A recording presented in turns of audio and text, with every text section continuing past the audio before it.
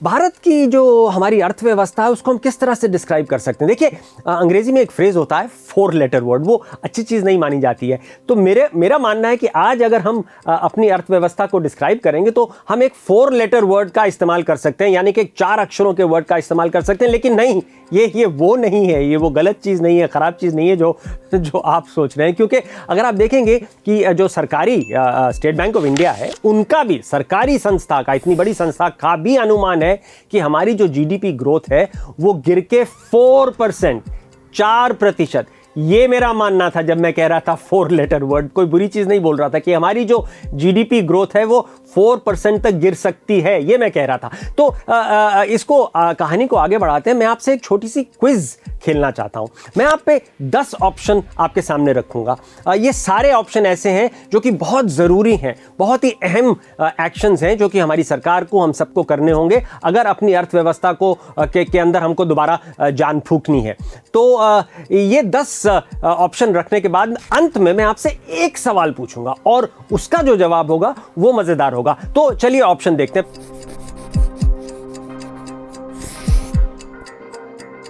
जो क्रेडिट है, ये जो हम बैंक लोन वगैरह देते हैं वो बहुत कम हो गया है, बिल्कुल इनह्यूमन लेवल, मतलब कि एकदम सिकुड़ गया है। क्योंकि जो इंडस्ट्री को हमारा क्रेडिट ग्रोथ है वो सिर्फ 2.7% पे गिर गया है, और ये पिछले 12 महीने का सबसे लोएस्ट पॉइंट है। और अगर हम सर्विसेज को देखें तो ये तो और भी बुरी तरह गिर के अब 7.3% पे आ गया है। ध्यान रखिए कि ये पहले 20% पर एनम पे ग्रो किया करता था, अब ये 7.3% पे गिर गया है। ये पिछले 24 महीने का सबसे नीचे वाला आंकड़ा है, 7.3% growth, credit growth to services. और बाकी ये जो नॉन बैंकिंग फाइनेंस कंपनीज हैं, एनबीएफसीज हैं, ये जो लोन देती हैं, हम सबको लोन देती हैं, गाड़ियों के लिए देती हैं, घर के लिए देती हैं, और तरह की चीज़ों के लिए लोन देती हैं, ये तो गिर के 30% से ज़्यादा गिर गया है। और ये बहुत ज़्यादा गिरावट है।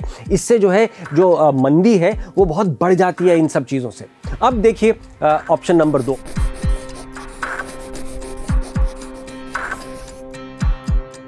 हम लोग बहुत सेलिब्रेट करते हैं कि हमारी जो फॉरेन डायरेक्ट इन्वेस्टमेंट है वो बहुत बढ़ गई है। हम अपने आप को खूब शाबाशी देते हैं, कहते हैं कि वो देखिए 2009 में $42 बिलियन थी और अब ये बढ़ के $62 बिलियन हो गई है 2019 में। तो पूरे दशक में ये कितनी ज़्यादा बढ़ गई है। लेकिन हम ये कहना भूल जाते हैं कि as a share of the GDP, क्योंकि जीडीपी भी तो बड़ा है, और जो करेक्ट आंकड़ा है, जो सही आंकड़ा है वो ये है कि शेयर ऑफ द जीडीपी में क्या हुआ है। शेयर ऑफ द जीडीपी में 3.4% से गिर के 2.3% पे आ गया। ये बहुत भारी गिरावट है, और सही मापदंड, सही आंकड़ा तो शेयर ऑफ द जीडीपी से होता है। हमको सवाल ये पूछना चाहिए कि हम जो सेलिब्रेट कर रहे हैं कि $62 बिलियन की हो गई है, हमको सवाल ये पूछना चाहिए कि वो 100 बिलियन क्यों नहीं पहुंची इस साल। अगर वो 100 बिलियन पहुंचती तो वो 3.4% के आसपास होती।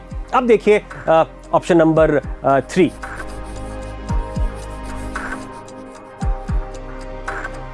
हमको वो सब कुछ करना चाहिए जिसकी वजह से, जिसके कारण से, जिसकी सपोर्ट से ये जो वोडाफोन और एयरटेल की बात हो रही है कि इन दो कंपनियों पे इतना भारी पेनल्टी लग गई है, इतनी भारी इनको पेमेंट करनी है, 50-60 हज़ार करोड़ से 1 लाख करोड़ तक की पेमेंट इनको शायद करनी पड़े, जिसकी वजह से लोग कह रहे हैं ये दिवालिया निकाल लेंगे, ये बैंकरप्ट हो जाएंगे, इनको बंद होना पड़ेगा। ये बिल्कुल नहीं होना चाहिए। सरकार को जो भी करना हो वो सरकार करे, लेकिन ये कंपनियां दिवालिया नहीं होनी चाहिए, क्योंकि इनसे कई नौकरियां जाएंगी और बहुत ज़्यादा एक सेंटिमेंट खराब होगा। अब देखिए ऑप्शन नंबर 4। हमको ये समझना होगा कि हमारे एक्सपोर्ट्स कोलैप्स क्यों हो गए। देखिए, कोलैप्स शब्द बहुत स्ट्रांग होता है, लेकिन मैं सोच समझ के ये शब्द इस्तेमाल कर रहा हूँ। ये कोलैप्स हो गए, पूरी तरह मंदी आ गई है हमारे एक्सपोर्ट सेक्टर में। जो डेकेड ऑफ द नॉटीज जिसको कहा जाता है, मतलब 2000 से 2010 जिसको डेकेड ऑफ द नॉटीज कहा जाता है, अगर हम देखें तो अब हमारी जो हमारा रैंक था दुनिया में वो 10th था। हम 10वें रैंक पे थे ग्लोबल एक्सपोर्ट्स पे, और हमारी जो ग्रोथ थी वो 20% हर साल की थी। 20% हर साल हम ग्रो कर रहे थे, जबकि वर्ल्ड एक्सपोर्ट्स जो थे वो करीबन 10% ग्रो कर रहे थे। तो हम double the world average grow कर रहे थे। लेकिन अगर हम पिछले 5-6 साल में देखें तो आप देखेंगे हमारा जो रैंक है वो 33rd स्पॉट के आसपास आ गया है। बहुत स्लो हो गया है हमारी एक्सपोर्ट की ग्रोथ। और ये ज़्यादा अगर मैं आपको समझाऊं तो देखिए 2013-14 में हमारे एक्सपोर्ट 320, 325, 330 बिलियन के आसपास होते थे, और पिछले साल भी हमारे जो एक्सपोर्ट हैं वो वही 330 बिलियन के आसपास ही रहे हैं। तो 5-6 साल से एकदम फ्लैट एक्सपोर्ट 320-330 बिलियन के आसपास रह गए। ये बहुत ही एक भारी मंदी है, ये बहुत ही एक ज़्यादा हमारी अर्थव्यवस्था के लिए जो है बहुत एक वरी का, कंसर्न का फैक्टर है। अब ऑप्शन नंबर 5,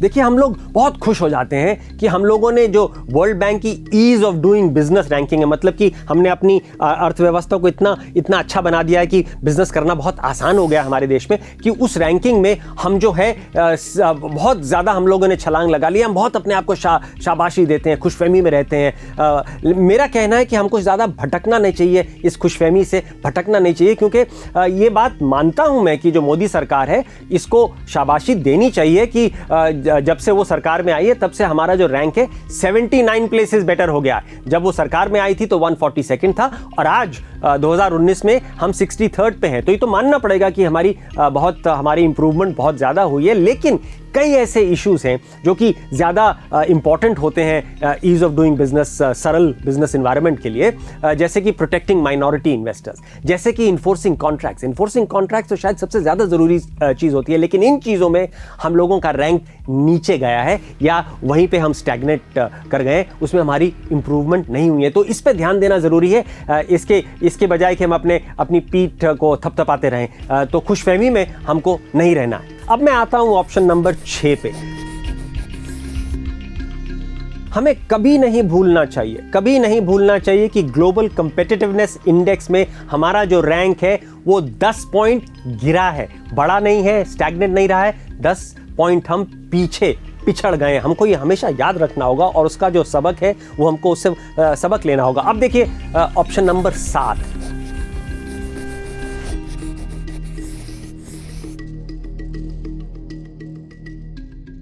हमको ये मानना होगा कि ये जो regional comprehensive economic partnership RCEP है, जिसमें दुनिया के 3 बिलियन लोग हैं, चाइना है, फार ईस्ट है, सब इतनी डायनामिक इकोनॉमीज हैं जो आज की बहुत तेज तरार से जो ग्रो कर रही हैं इकोनॉमीज हैं, वो सारी इकोनॉमीज इसमें हैं।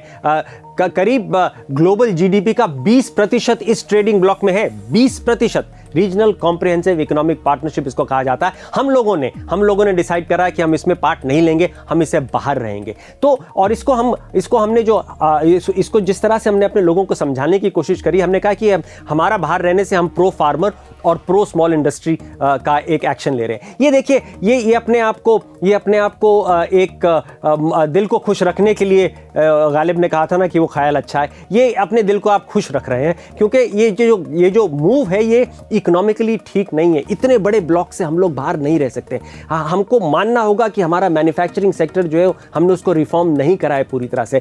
इसकी वजह से हमको डर लगता है ऐसे ब्लॉक में पार्ट लेने के लिए। तो डर कर अगर हम बाहर रह गए तो सारी अपॉर्चुनिटी से हम कट जाएंगे, बाहर रह जाएंगे। हमको अपने मैन्युफैक्चरिंग सेक्टर को रिफॉर्म करना पड़ेगा, उसको लचीला बनाना पड़ेगा, उसको डायनामिक बनाना पड़ेगा और जल्द ही हमको RCEP में वापस जाके अपनी मेंबरशिप बरकरार करनी होगी। ऑप्शन नंबर 8 जो है वो है प्रोटेक्शनिज्म के बारे में, मतलब कि जिसको हिंदी में कहते हैं संरक्षणवाद। यानी कि आप अपनी इकोनॉमी के आसपास इतने ज़्यादा टैरिफ क्रिएट कर देते हैं कि लोग बाहर से आपकी इकोनॉमी में अगर आते हैं तो उनके जो चीज़ वो बनाते हैं, या फ़ोन हो, गाड़ियाँ हो, जो भी चीज़ वो बनाते हैं उसकी कीमत बढ़ जाती है। उसकी वजह से आपके जो अपने लोग यहाँ बनाते हैं उसकी कीमत कम हो जाती है और हमारे लोगों को उससे एडवांटेज मिलता है। तो ये सुनने में तो बहुत अच्छा लगता है कि क्यों ना करें, क्योंकि इसके तो फायदे ही फायदे हैं। लेकिन इसका मतलब ये भी होता है कि हमारे जो प्रोड्यूसर हैं वो अनकंपेटिटिव हो जाते हैं, वो एक अच्छी कीमत पे एफिशिएंटली उस सामान को नहीं बना पाते हैं, जिसकी वजह से हमारा कंज्यूमर और हमारी इकोनॉमी को ही धक्का लगता है, चोट पहुंचती है। देखिए प्रोटेक्शनिज्म जो है हमारा बहुत बढ़ गया है। प्रेसिडेंट डोनाल्ड ट्रंप ने अमेरिका में काफ़ी प्रोटेक्शनिज्म करा है, ट्रेड वॉर्स भी करे हैं, टैरिफ वॉर्स भी करे हैं, लेकिन उसके बाद प्रेसिडेंट ट्रंप के अमेरिका के बाद अगर किसी कंट्री का नंबर आता है तो हिंदुस्तान का आता है। हमने सबसे ज्यादा ट्रेड रिस्ट्रिक्शंस पिछले 3 साल में लगाए हैं। और ये जैसे मैं कह रहा हूं कि सुनने के लिए बहुत अच्छी बात लगती है कि हम अपने प्रोड्यूसर्स को एडवांटेज दे रहे हैं, लेकिन इकोनॉमिकली ये बहुत गलत काम होता है, क्योंकि हमारी इकोनॉमी इससे अनकंपेटिटिव हो जाती है और हम दुनिया में कंपीट नहीं कर पाते हैं। और आपको ध्यान होगा कि 1970 और 1980 की जो हमारी इकोनॉमी थी वो हाई कॉस्ट इकोनॉमी थी, इनएफिशिएंट इकोनॉमी थी। जो कंज्यूमर, जो उपभोक्ता, जो हम जैसे लोग थे, कितनी ज्यादा हमको कीमत देनी पड़ती थी। आपको ध्यान होगा कि उन दिनों गाड़ी भी नहीं मिलती थी, फोन भी नहीं मिलता था। आज कितनी आसानी से गाड़ी भी मिलती है और फोन भी मिलता है, और ये सारा हुआ है ग्लोबलाइजेशन की वजह से। लेकिन अगर हम संरक्षणवाद को फिर से बढ़ावा देंगे, प्रोटेक्शनिज्म को फिर से लाएंगे, तो हम वापस 1970-1980 की इकोनॉमी में जा सकते हैं। ये एक बहुत भारी डेंजर है। अब देखिए ऑप्शन नंबर 9।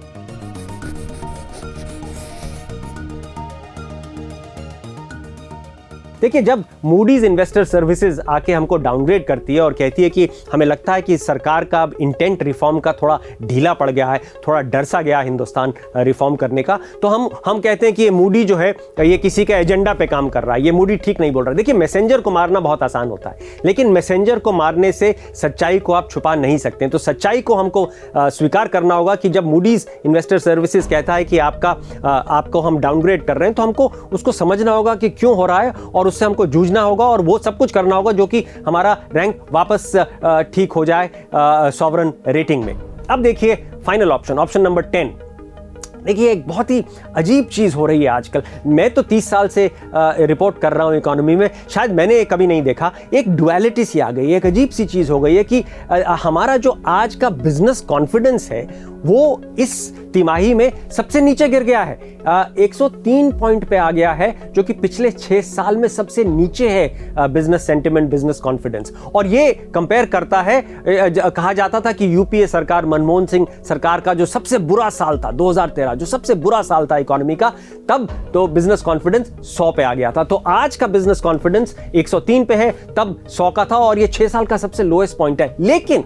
लेकिन जो डुअलिटी है, जो चीज समझ नहीं आ रही है, वो ये है कि हमारी जो स्टॉक मार्केट्स हैं वो सबसे लाइफ टाइम हाई पे पहुंच गई हैं, सबसे ऊंचे स्तर पे पहुंच गई हैं। तो ये जो डुअलिटी है ये मैंने तो कभी नहीं देखी, क्योंकि जब भी मैंने देखा है, अगर स्टॉक मार्केट्स ऊंची हैं तो बिजनेस कॉन्फिडेंस भी ऊंचा होता है। बल्कि मेरा तो ये मानना है कि हमारे जो बिजनेस कम्युनिटी वाले लोग हैं वो स्टॉक मार्केट को देख के ही जवाब देते हैं कि उनका कॉन्फिडेंस हाई है या नहीं हाई है। लेकिन पिछले महीनों में ये एक अजीब सी चीज हम देख रहे हैं कि बिजनेस कॉन्फिडेंस नीचे जा रहा है और जो है स्टॉक मार्केट ऊपर जा रही है। ये मुझे लगता है कि ये जो हमारी जो इकोनॉमिक प्रॉब्लम है, जो हमारी अर्थव्यवस्था में जो प्रॉब्लम है, उसका जो जवाब है वो इस डुअलिटी में है। उसका जो जवाब है वो इस जो स्ट्रेंज, जो अजीब सी चीज हो रही है, उसी में छिपा हुआ है। तो अब जैसे मैंने आपको पहले कहा था कि जब मैंने आपको 10 ऑप्शन दे दिए हैं, अब मैं आपसे एक सवाल पूछूंगा, और ये सवाल है कि मानिए, इमेजिन कीजिए कि प्रधानमंत्री मोदी ने आपको बुलाया और कहा कि देखिए,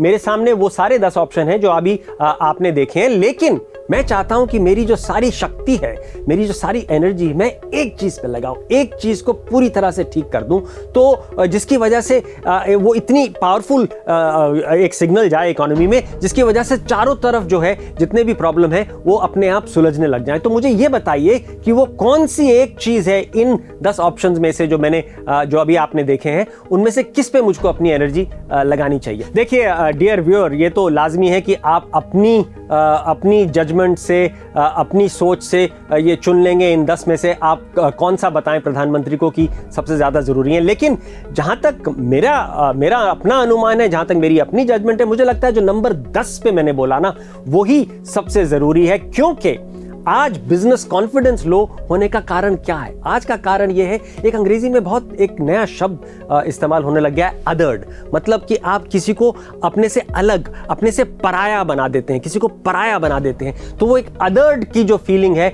आज हिंदुस्तान के एंटरप्रेन्योर में, हिंदुस्तान का जो छोटी फैक्ट्री चलाता है, जो बड़ा बिजनेस चलाता है, जो दुकानदार है, जो व्यापारी है, उनको एक ऐसी फीलिंग आ गई है कि हमको पराया कर दिया गया है, हमारी जो गलतियां हैं उनको क्रिमिनलाइज कर दिया है। गया है। अगर हम किसी चीज़ में फेल हो जाते हैं तो बहुत बड़ा उसको बड़ा चढ़ा के उस फेलियर को मैग्नीफाई किया जाता है। हमारे जो रिसोर्सेज हैं, हमको जो क्रेडिट मिलता है, हमको जो पूंजी मिलती है, वो जकड़ी गई हैं, उनको कम किया जा रहा है, उनको सर्कमस्क्राइब किया जा रहा है, वो सिकुड़ रही हैं। तो ये एक भावना सी बन गई है हमारे वेल्थ क्रिएटर्स में। मेरा मानना है कि अगर प्रधानमंत्री मोदी वो जज्बा जो उन्होंने 15 अगस्त को लाल किले से कहा था कि अगर हम अपने वेल्थ क्रिएटर्स का सम्मान करेंगे तभी हम अपनी अर्थव्यवस्था को बचा पाएंगे। देखिए सुनिए प्रधानमंत्री ने उस वक्त क्या कहा था। जो देश की वेल्थ को क्रिएट करता है, जो देश के वेल्थ क्रिएशन में कंट्रीब्यूट करता है, वे सब देश की सेवा कर रहे हैं। हम वेल्थ क्रिएटर को आशंका की नजरों से न देखें, हम उनके प्रति हीन भाव से न देखें। आवश्यकता है देश में वेल्थ क्रिएट करने वालों का भी उतना ही मान सम्मान और प्रोत्साहन होना चाहिए, उनका गौरव बढ़ना चाहिए। तो ये जो अभी आपने सुना प्रधानमंत्री ने जो कहा, अगर ये माइंडसेट प्रधानमंत्री अपने एडवाइजर्स में, अपने नौकरशाह लोगों में, अपने पॉलिसी मेकर्स में अगर ये माइंडसेट वो उजागर कर सकते हैं तो मैं दावे के साथ कह सकता हूं कि ये जो आर्थिक हताशा के ये जो बादल छा गए हैं हमारी अर्थव्यवस्था पे, मैं दावे के साथ कह सकता हूं कि ये एकदम छूमंतर हो जाएंगे। Now you just heard me say all of this stuff, thoughts, ideas in Hindi. But if you want to watch the same video in English, you need to go to our YouTube channel, The Quint, in English and see this very video there. और of course, अगर आपको ये हमारा video अच्छा लगा और ज़रूर लगना चाहिए तो like, share and subscribe to our channel right now.